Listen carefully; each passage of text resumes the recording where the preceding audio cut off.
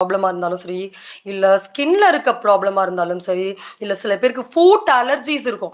நெறைய ஃபுட்ல கிராக்ஸ் அந்த மாதிரி ப்ராப்ளமா இருந்தாலும் சரி, சில பேர் பார்த்தீங்கன்னா, நெகத்துல அப்படியே டீகம்போஸ் ஆகி, அந்த நெகங்கள்ல சொத்தைகள் அதிகமாகி இருக்கும்.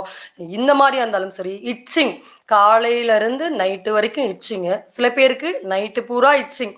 என்ன மாத்திரை போட்டாலுமே அந்த இட்சிங் வந்து குறையாது.